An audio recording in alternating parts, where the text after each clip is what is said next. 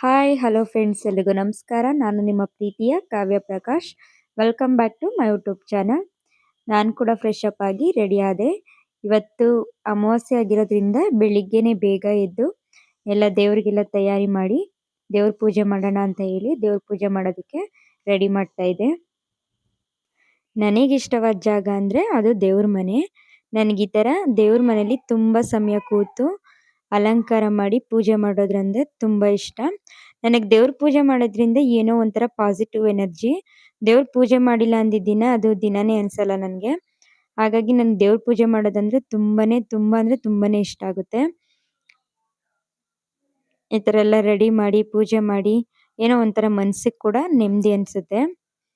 ಹಾಗೆ ದೇವರಿಗೆಲ್ಲ ಅಲಂಕಾರ ಮಾಡಾದ್ಮೇಲೆ ಹೊಸ್ಲಿಗೆ ರಂಗೋಲಿ ಇಡೋಣ ಅಂತ ಹೋಗಿ ರಂಗೋಲಿ ಇಡ್ತಾ ಇದ್ದೀನಿ. ನನ್ನ ಮಗ ಕೂಡ ಅವನು ನಾನು ಎಲ್ಲೆಲ್ಲಿ ಹೋಗ್ತೀನಿ ಅಲ್ಲೆಲ್ಲ ಬರ್ತಾನೆ ಇರ್ತಾನೆ. ಏನಾದರೂ ಕಿತಾಪತಿ ಮಾಡ್ತಾನೆ ಇರ್ತಾನೆ.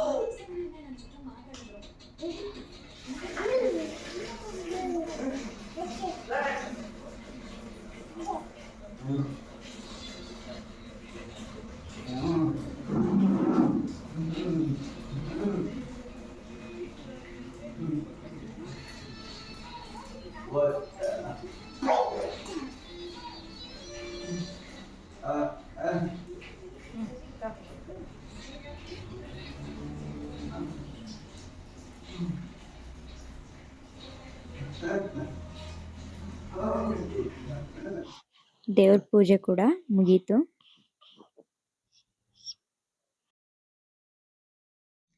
Hi friends, good morning. ಇವತ್ತು ಬೆಳಗ್ಗೆನೇ ಎದ್ದು ಪೂಜೆ ಎಲ್ಲ ಮುಗಿಸಿ ಈಗ ತಿಂಡಿ ಮಾಡೋಣ ಅಂತ ಹೇಳಿ ತಿಂಡಿ ಮಾಡಕ್ಕೆ ಹೋಗ್ತಾ ಇದ್ದೀನಿ. ಅವಲಕ್ಕಿ ಮಾಡೋಣ ಅಂತ ಹೇಳಿ ಮಾಡ್ತಾ ಇದ್ದೀನಿ. ಬೇಗ ಫಾಸ್ಟಾಗಿ ಆಗುತ್ತಲ್ಲ ಅಂತೇಳಿ ಮಾಡ್ತಾ ಇದ್ದೀನಿ.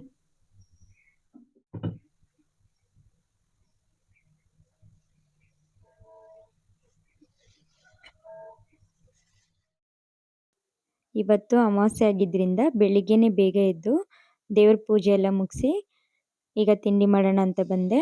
ಈಗ ಟೈಮ್ ಬಂದು 8 ಆಗಿತ್ತು. ನನ್ನ ಹಸ್ಬೆಂಡ್ ಬಂದು ಕೆಲಸಕ್ಕೆ 9 ಹೋಗ್ತಾರೆ. ಅವ್ರು ಹೊರಡೋಷ್ಟೊತ್ತಿಗೆ ಟಿಫನ್ ಮಾಡಿಬಿಡೋಣ ಅಂತ ಹೇಳಿ ಟಿಫನ್ ಮಾಡ್ತಿದ್ದೆ. ನಮ್ಮ ಚಿರು ಕೂಡ ಮಲಗಿದ್ದಾನೆ.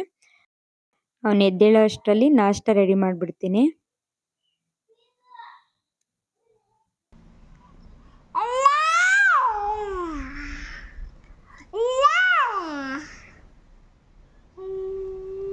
ಯಾರು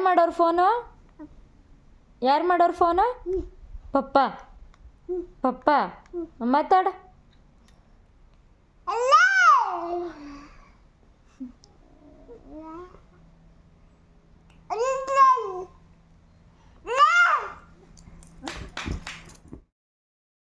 ಹಾಗೆ ಸ್ವಲ್ಪ ಬಟ್ಟೆಗಳಿದ್ದು, ಮಳೆ ಬಂದಿದ್ದರಿಂದ 3-4 ಡೇಸ್ ಬಟ್ಟೆ ಒಗ್ಯಕ್ಕೆ ಹಾಕಿರಲಿಲ್ಲ. ಅದಕ್ಕೆ ಸ್ವಲ್ಪ ಇವತ್ತು ಬಿಸಿಲು ಬಂದಿತ್ತು ಅಂತ ಹೇಳಿ ಬಟ್ಟೆ ಒಗ್ಯಕ್ಕೆ ಹಾಕ್ತಾ ಇದ್ದೆ.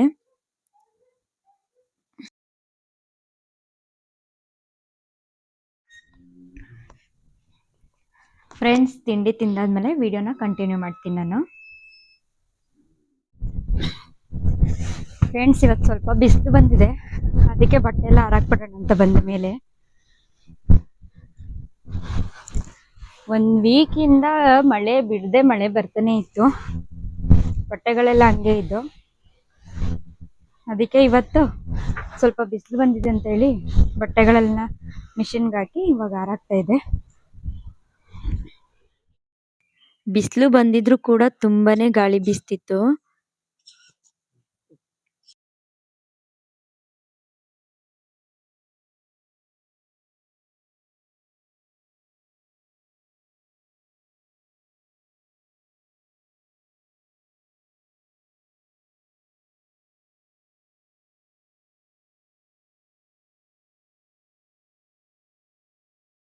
ಸಂಜೆ ಕೂಡ ಆಗಿತ್ತು. ಹಾಗೆ ಮಳೆ ಏನು ಬರ್ತಾ ಇರಲಿಲ್ಲ.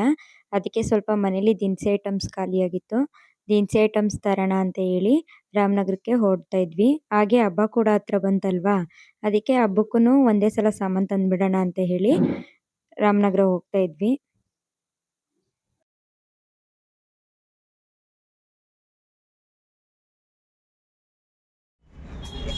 ಸಾಮಾನು ತಗೊಳ್ಳೋಣ ಅಂತ ಹೇಳಿ ಅಂಗಡಿಗೆ ಬಂದ್ವಿ.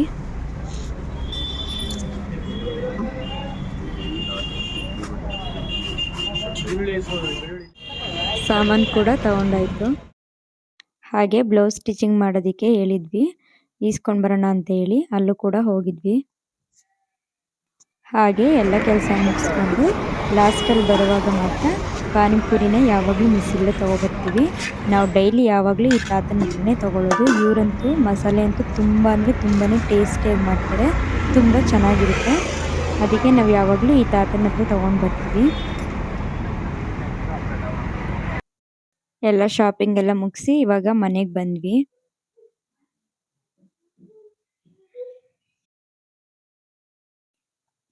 ಮನೆಗೆ ಬರೋ ಅಷ್ಟರಲ್ಲಿ 7:30 ಆಗಿತ್ತು.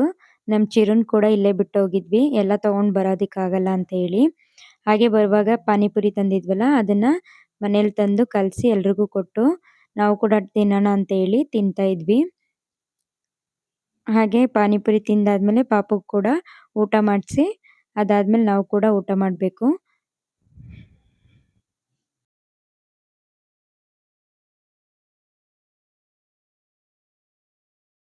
ನಮ್ಮ ಪಾಪುಗೂ ಕೂಡ ಊಟ ಮಾಡಿಸಿ ಬಂದೆ. ಈಗ ನಾವು ಕೂಡ ಊಟ ಮಾಡ್ಕೊಬಿಡೋಣ ಅಂತ ಹೇಳಿ ಊಟ ಮಾಡ್ತಾ ಇದೀವಿ ಫ್ರೆಂಡ್ಸ್. ಇಲ್ಲಿಗೆ ಈ ವಿಡಿಯೋನ ಎಂಡ್ ಮಾಡ್ತಾ ಇದ್ದೀನಿ ಫ್ರೆಂಡ್ಸ್. ತಮ್ಮೆಲ್ರಿಗೂ ಈ ವಿಡಿಯೋ ಇಷ್ಟ ಆಗಿದ್ರೆ ಪ್ಲೀಸ್ ಲೈಕ್, ಶೇರ್, ಕಮೆಂಟ್ ಹಾಗೆ ಮರೀದೆ ಸಬ್ಸ್ಕ್ರೈಬ್ ಮಾಡಿ. ನೆಕ್ಸ್ಟ್ ವಿಡಿಯೋದಲ್ಲಿ ಸಿಗ್ತೀನಿ ಅಂತ ಹೇಳ್ತಾ ಅಲ್ಲಿವರೆಗೂ ಎಲ್ರಿಗೂ ಟೇಕ್ ಕೇರ್, ಬಾಯ್.